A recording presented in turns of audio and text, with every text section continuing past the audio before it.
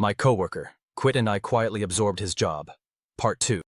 By the time I admitted it to myself, the hours had already shifted. I was logging in around 8:30, sometimes earlier, and I was still answering messages at 6:30 on certain days like it was just part of being reliable. That word became my trap. Reliable. Helpful. Flexible. And management loved it. Every new task arrived dressed up as a compliment. "You're so organized. Can you take this over? You have such good rapport with the client. Can you own this thread? You're great at keeping things moving. Can you run this meeting?"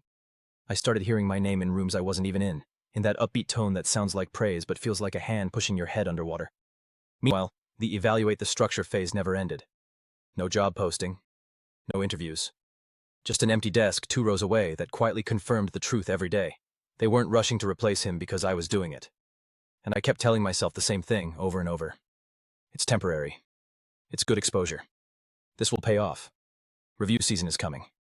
Then last week, during our regular check-in, my manager leaned back in his chair like he was about to do me a favor. He told me I've really stepped up. He said I've shown leadership. He said it will look great when review season comes around. He didn't say anything about a title change. He didn't mention compensation. He didn't say, "We should formalize your role since you're clearly doing too."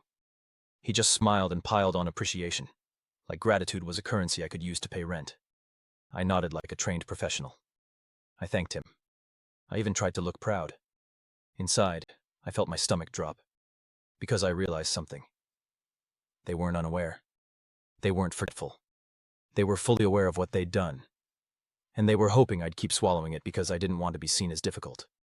That night I went home and microwaved leftovers. I ate standing up in my kitchen, because sitting down felt like admitting I was exhausted.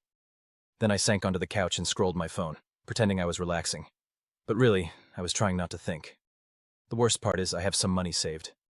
I'm not one paycheck away from disaster. I have a cushion. And that should make me feel brave. Instead, it made me feel ashamed. Because if I have the cushion to push back, why am I still letting this happen? Why am I letting my job quietly double while my manager calls it leadership and acts like that's the reward? I kept replaying the check-in, hearing his voice in my head, and I couldn't shake the feeling that if I didn't say something soon, I'd wake up one day and this would just be my permanent life.